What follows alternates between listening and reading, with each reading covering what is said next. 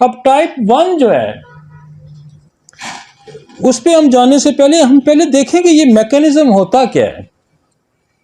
ये जो ग्लूकोज का मेटाबॉलिज्म सिस्टम है ये कैसे डाइजेस्ट होता है, कैसे इस्तेमाल होता है, हम पहले इसको समझते हैं। ये थोड़ा बड़ा हो सकता है।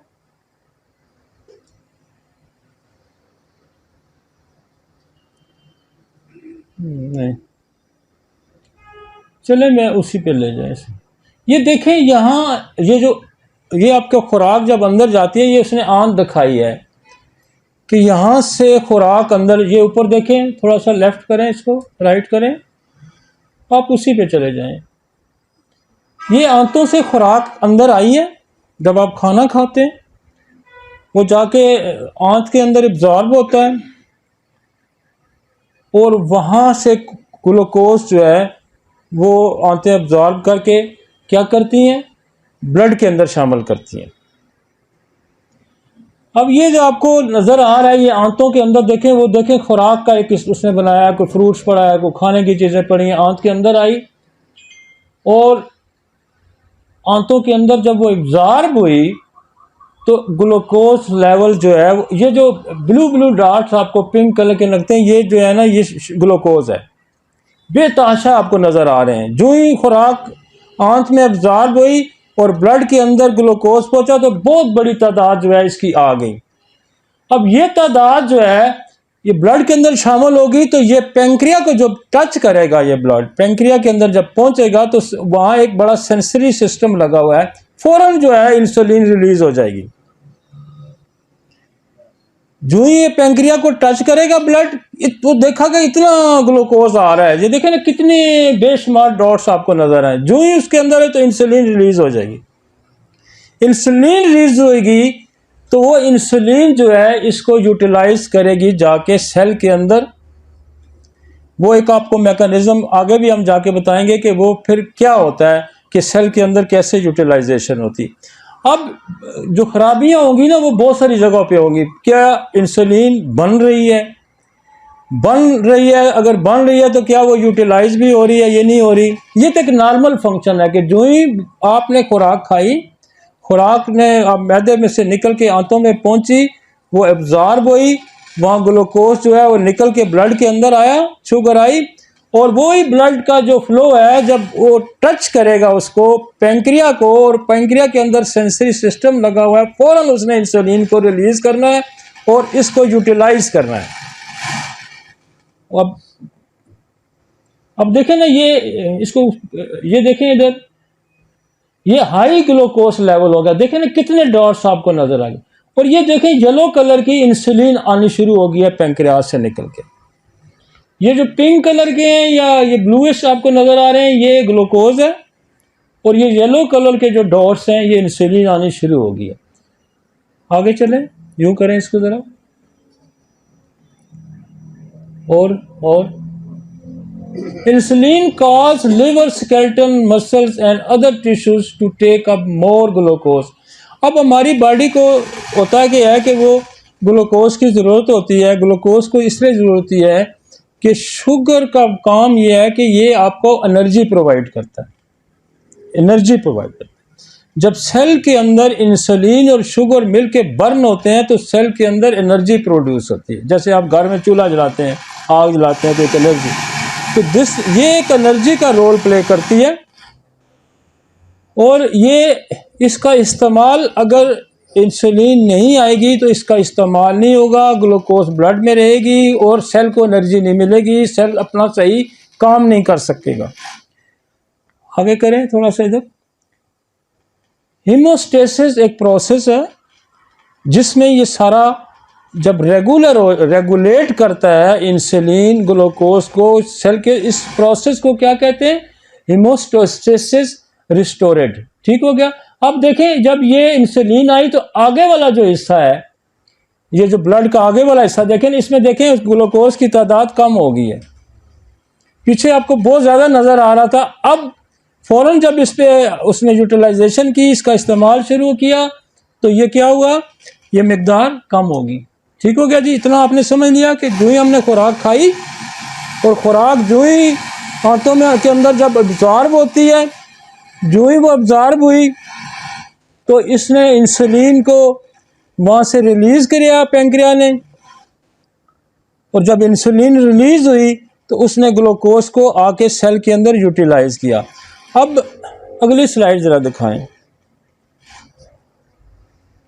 अब ये देखें पेंक्रिया का थोड़ा सा हम एनाटॉमी इसलिए आपको पढ़ा रहे हैं कि आपको थोड़ा सा समझ आ जाए कि गो के बाद लोग ये समझते हैं कि शायद ये इस लेवल का ज़रूरत नहीं होती कि डॉक्टरों को आप समझाएं, लेकिन हमारे लेक्चर जो है ना वो आम लोग भी सुनते हैं, वो आम लोग भी सुनते हैं और उसका फ़ायदा उनको भी पहुंचता है। तो उनको भी पता होना चाहिए कि पेंक्रिया कहाँ होता है, कहाँ लगा होता है। ये देखें आपका लिवर है,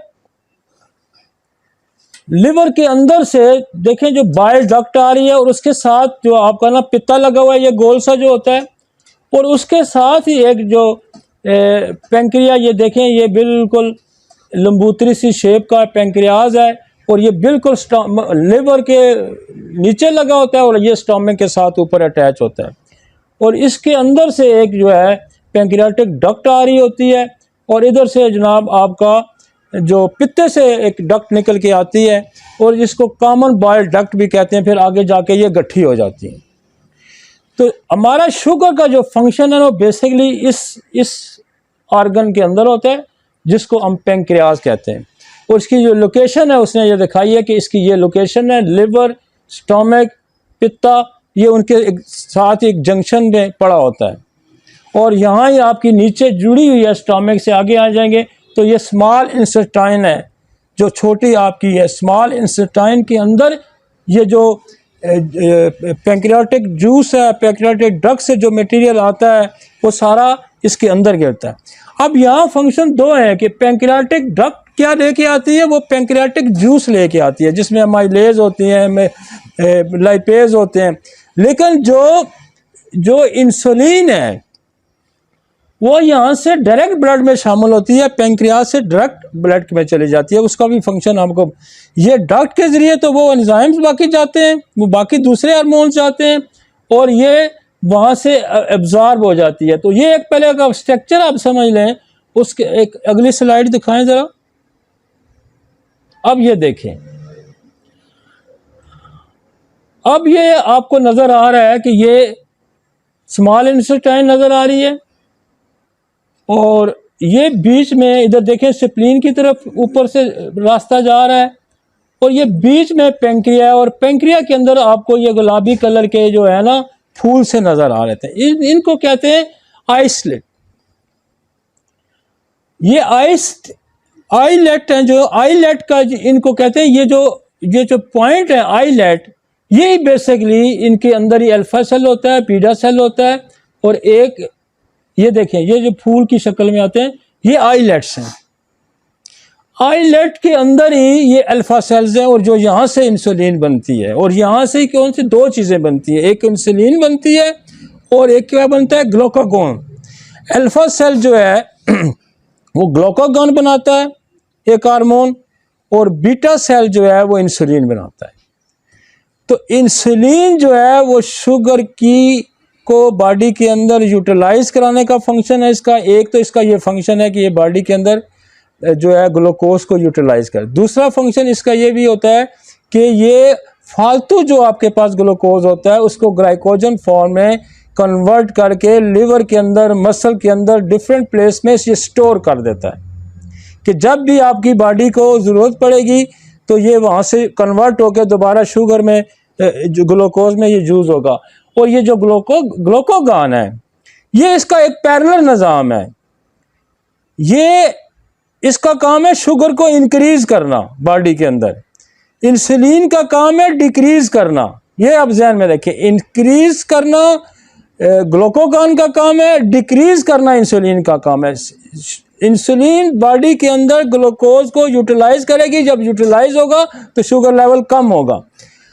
अब बॉडी के अंदर जब क्राइसिस कोई आ जाता है, कोई भी क्राइसिस आ जाएगा तो क्या हो, ये जो दूसरा आपका अल्फा सेल है ये देखेगा कि बॉडी के अंदर शुगर की डेफिशिएंसी हो गया है या शुगर की ज़रूरत है, तो फौरन ये रिलीज होना शुरू हो जाएगा ब्लड के अंदर। इसका काम क्या है, ये कहीं ना कहीं से खींच के जो मसल में शुगर स्टोर हुई है ग्लाइकोजन में, या लिवर में स्टोर हुई है, या बाज़ दफ़ा ये होता है कि अगर वो भी ख़त्म हो गई है तो जो आपके फैट्स होते हैं ना बॉडी के अंदर, उनसे भी खींच के वापस शुगर को ले आती है। जिन लोगों के अंदर जो वीक हो जाते हैं ना, कमज़ोर हो जाते हैं, शुगर में जिनका वज़न गिर जाता है, उसमें ये होता है कि ये फैट से फिर शुगर निकालती है। जो फैट से शुगर निकालती है तो क्या होगा, वेट कम हो जाता है। तो ये मतलब जो इंसुलिन यूटिलाइज नहीं हो रही या इंसुलिन बन नहीं रही हो रही, तो सर्वाइवल के लिए ज़रूरी होता है कि उसने कहीं ना कहीं से ग्लूकोज निकालना है और उसको यूटिलाइज करना है। और ये जो प्रोसेस है ये आपके बॉडी के जनरल सेल्स के अंदर है, पूरी बॉडी के सेल्स के अंदर है। लेकिन जो आपका ब्रेन है, खुदा ने देखो ब्रेन को इतना प्रोटेक्ट किया है कि जो आपका ब्रेन है उसके अंदर विदाउट इंसुलिन शुगर यूटिलाइज होती है डायरेक्ट।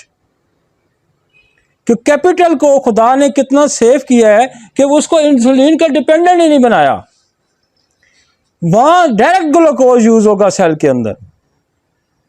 और यहां जो होगा इंसुलिन के साथ मिलके यूटिलाइज होगा, तो ब्रेन के लिए डायरेक्ट शुगर यूटिलाइज हो जाएगी और बाकी सेल्स के अंदर जो है वो विद द ग्लूकोज। आपको समझ आ गया? अब ये जो पॉइंट्स है ना आपके, ये जो फूल से नजर आए, ये देखें आप इसको, इसने शैडो पे इसके रास्ते दिए हुए हैं। ये किसी डक्ट के जरिए नहीं, ये यहां से सिक्रीट होकर बाहर ब्लड में चली जाएगी। मतलब इसको किसी डक्ट की जरूरत नहीं कि खुदा ना, और कई आईलेट्स बने हुए हैं, कई बने हुए हैं कि इतना जबरदस्त मैकेनिज्म है कि कोई नाली ना बंद हो जाए ताकि ये डक्ट में कहीं कोई बंदिश आ जाए। इसने डायरेक्ट ही एक्सेस दे दी है उसको, इंसुलिन को ब्लड के अंदर। ये देखें ना कितने बने हुए हैं आईलेट्स, कि जो ही ग्लूकोज है, ये नहीं कि नाली में जाए, कोई ऑब्स्ट्रक्शन हो जाए, कोई देर हो जाए, तो खुदा ने ये क्या किया है कि इसको डायरेक्ट एक्सेस दे दी है। ये जो आईलेट है इनके अंदर ये बनता है, इंसुलिन भी बनती है, ग्लूकोगोन भी बनता है, ये डायरेक्ट एक्सेस ले जाता है। बाकी जो आपके जो दूसरे आपके हार्मोन्स हैं या एंजाइम्स हैं, वो इस डक्ट के जरिए, देखें ना ये बड़े बड़े दो आपको गोले से नजर आ रहे हैं, ये जो अपनी सिक्रीशन बनाएंगे ये सीधी डक्ट में डालेंगे और डक्ट जाके नीचे खुलेगी। क्योंकि ये जो आपका पैंक्रियाटिक जूस होता है, इसके बहुत सारे फंक्शंस हैं।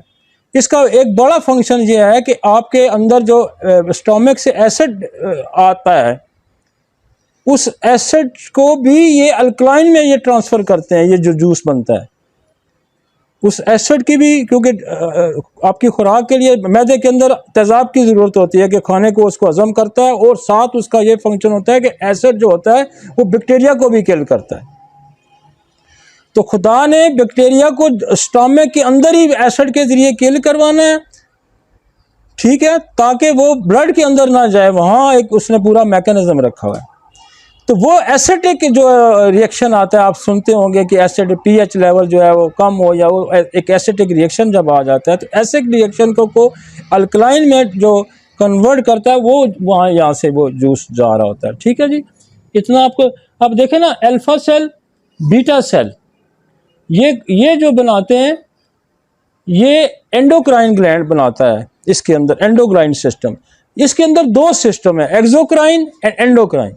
एंडोक्राइन क्या करेगा, ये बनाता है अल्फा सेल बीटा सेल और इसकी सिक्रीशन बनाता है। और एक्सोक्राइन जो एसिनस है वो क्या बनाता है, आपके जो अमाइलेज है, लाइपेज है, और जो बाकी चीज़ें जो हैं वो जो इस पेंक्रिया, और पेंक्रिया का बड़ा रोल है आपके डाइजेस्टिव निज़ाम के अंदर, मेटाबॉलिक सिस्टम के अंदर।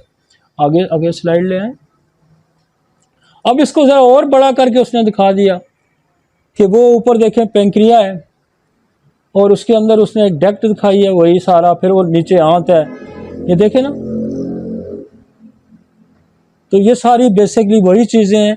बेसिकली आपने, इसलिए हम ये स्ट्रक्चर आपको दिखा रहे हैं कि ये अंदर मैकेनिज्म क्या है, ताकि आप बाज़ दफ़ा सारी खराबियों को जज कर सकें कि कहीं पेंक्रिया के अंदर देखें कैंसर भी हो सकता है, कोई ट्यूमर डेवलप हो सकता है, कोई इन्फेक्शन हो सकता है, और जब कोई पेंक्रिया के अंदर इन्फेक्शन होगा तो आप टेस्ट कराते हैं जी, माइलेज टेस्ट करा लें जी, लाइपेज का, वो हाई होते हैं, इन्फ्लेमेशन हो जाती है, तो वो भी इस सारे निज़ाम को डिस्टर्ब करता है। तो काउंटर चेकअप भी बड़ा ज़रूरी होता है। तो बेसिकली आप ये देखें कि एक शुगर को कंट्रोल करना, शुगर को यूटिलाइज करना, शुगर को रेगुलेट करना क्या करता है? इंसुलिन एक चीज़ है, लेकिन इसके काउंटर बहुत सारी चीज़ें हैं। इसके काउंटर जो है वो ग्लूकागॉन भी है। इसके काउंटर करने के लिए आपको एक और निज़ाम भी है जो आपके एड्रेनल ग्लैंड से निकलता है, जिसको एपिनेफ्रीन भी कहते हैं, कॉर्टिसोल्स भी कहते हैं, वो वहाँ से निकलता है। मतलब ये इसके मुकाबले में और भी बड़े निज़ाम हैं। इसका काम सिर्फ यह है कि शुगर लेवल को कम करना, इंसुलिन को, लेकिन इसके मुकाबले में जो स्ट्रेस जब बॉडी के अंदर आता है तो दूसरे निज़ाम भी काम करते हैं, उनको भी हम डिस्कस करते हैं। आगे चलें जी। अब फिर उसने थोड़ा सा बड़ा करके दिखाया है कि ये हमारी, उसने जो पेंक्रियाटिक जूस डक्ट दिखाई है, ये पेंक्रिया दिखाया है, यहाँ डाइजेस्टिव एंजाइम बनते हैं और ये फिर जाके पेंक्रियाटिक डक्ट के ज़रिए, ये पेंक्रियाटिक डक्ट के ज़रिए जाते हैं। डाइजेस्टिव एंजाइम क्या है? पेंक्रियाटिक एमाइलेज है, पेंक्रियाटिक लाइपेज है, न्यूक्लियसेज है, प्रोटेसेज है, ट्राइपिसिन है, केमोट्राइपिसिन है, एलिस्टेट है, कार्बो ऑक्सीडेज है। तो ये सारे केमिकल, आपको बेशक इतने नाम अगर नहीं भी याद रखना चाहते तो आप ये करें कि ये जो एंजाइम है, ये सारे हमारे डाइजेस्टिव अमल में इसका रोल होता है और ये इस डक्ट के ज़रिए आपकी छोटी आंत में जाके गिरते हैं। एक उधर से बाइल भी आता है जो आपका पित्ते में स्टोर होता है, बाइल, वो भी आके इसी डक्ट में शामिल होके जाके वो भी बड़ी आंत में गिरता है, जो डाइजेस्टिव अमल होता है। एक पेंक्रिया से आ रहा है मटेरियल आ रहा है और एक उधर से आपका गॉल ब्लैडर से आ रहा होता है। तो और जो इंसुलिन या ग्लूकागॉन जो वो बनता है वो डायरेक्टली सिक्रीट होकर ब्लड में चला जाता है, वो इस डक्ट के ज़रिए नहीं आता। एक कॉमन सी बात कि इस डक्ट के ज़रिए वो पेंक्रियाटिक जूस आएगा और जो इंसुलिन है या ग्लूकागॉन है वो वहाँ से, जो मैंने वो आइलेट्स बनाए थे, वहाँ से वो सिक्रीट करके ब्लड के अंदर चला जाएगा। ठीक है जी, आगे चलें जी। अब इसको थोड़ा बड़ा करो यार, इसको, ये जो राइट वाला है, ये है वो आइलेट जो हमने वो आपको मुख्तलिफ छोटे छोटे फूल दिखाए थे ना, ये वो है। इसके देखे बाहर वो एक्सोक्राइन है, जो बाहर वाले फूल हैं, ये एक्सोक्राइन है। ये जो हमने आपको कहा ये जूस बनाते हैं, ये वो बनाते हैं। और इसके अंदर आपने देखे हैं कि ये जो है ये बीटा सेल है, जो डॉट्स नजर आए लेफ्ट साइड पे, उसने लिखा हुआ है बीटा सेल सेक्रेट, ये इंसुलिन करता है, निकालता है। और ये जो है एक ऊपर देखें, इसके अंदर एक और कलर का, ये जो है ये थोड़े पिंकिश है, वो डार्क ब्लूइश है, वो ऊपर अल्फा सेल उसने दिखाया हुआ है साथ इस दायरे के अंदर ही, जो सक्रीट करता है कि यहाँ से ये रिलीज होता है। इसका एक अलग फंक्शन है, लेकिन हमारे जो रिलेटेड फंक्शंस हैं वो कौन से हैं? अल्फा सेल है, बीटा सेल है और उनकी प्रोडक्शन है, ग्लूकागॉन एंड इंसुलिन। ठीक हो गया जी। एक्सोक्राइन, ये जो बाज आपको फूल नजर आ रहे हैं ये बिल्कुल एक्सोक्राइन है। मैंने कहा था इंडोक्राइन और एक्सोक्राइन, इंटरनली एंडोक्राइन है और बाहर वाला एक्सोक्राइन है। इसने क्या बनाना है? ये एसिनल सेल्स है एंड डक्ट सेल्स हैं।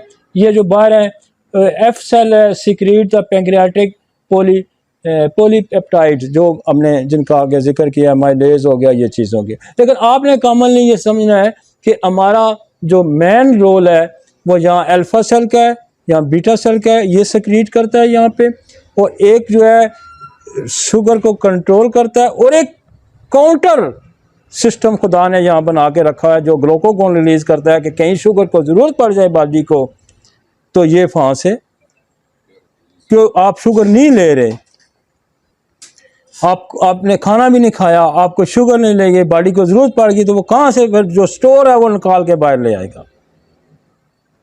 ये फास्टिंग जब आदमी होता है तो फास्टिंग में फिर शुगर कहाँ यूट्यूब से आती है, ये वो कन्वर्ट होके फिर इधर आ जाती है। जब अब बंदा शुगर ले ही नहीं रहा तो उसके सर्वाइवल के लिए कुछ अरसे के लिए उसने बॉडी के अंदर स्टोरेज बनाया हुआ है। जैसे आपने घर में गंदम रख ली, कोई स्टोर रख गया, जब क्राइसिस आएगा तो वो आप यूटिलाइज करेंगे। तो वो खुदा ने जो फालतू शुगर होती है वो मुख्तलिफ जगहों पे मसल्स के अंदर, लिवर के अंदर ग्लाइकोजन फॉर्म में स्टोर करके रखा होता है, और फिर वो भी अगर ख़त्म हो जाए तो जो आपके 5 फैट्स होते हैं उनसे फिर शुगर निकाल के, इसलिए वो कहते हैं कि जब वो शुगर बहुत ज़्यादा पुरानी हो जाए तो फिर बंदे का वज़न गिरना शुरू हो जाता है। ठीक है जी, अब समझ आ रही है कि वज़न क्यों गिरता है, कि वो फैट्स फिर डिज़ॉल्व होकर शुगर में कन्वर्ट होने शुरू हो जाते हैं, जो चर्बी होती है, जो लेपर्ड्स होते हैं। ठीक हो गया जी, आगे चलते हैं।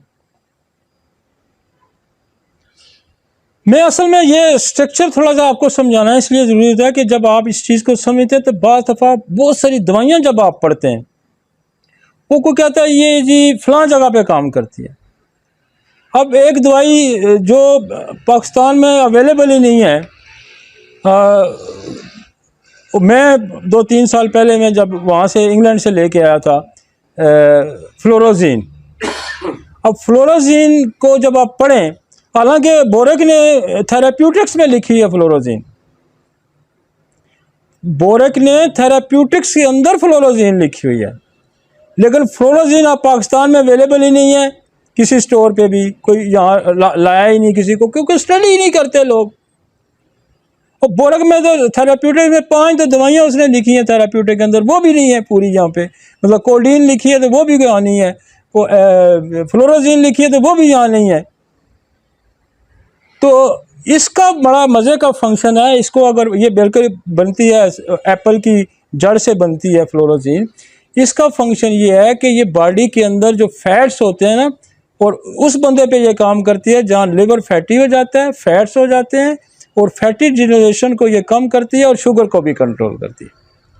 और जो आगे हम जाके पढ़ेंगे ना टाइप 2 जो डायबिटीज़, उसमें बड़ा रोल है आपका फैट्स की वजह से जो इंसुलिन बॉडी रेजिस्टेंस हो जाती है, तो वो फिर क्या कहते हैं, फैट्स को कम कराते हैं।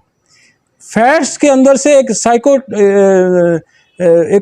केमिकल रिलीज होता है जिसका काम ये होता है कि वो बॉडी के अंदर इन्फ्लेमेशन पैदा करता है, और वो इन्फ्लेमेशन जो है वो सेल के अंदर इंसुलिन के खिलाफ रेजिस्टेंस पैदा कर देती है।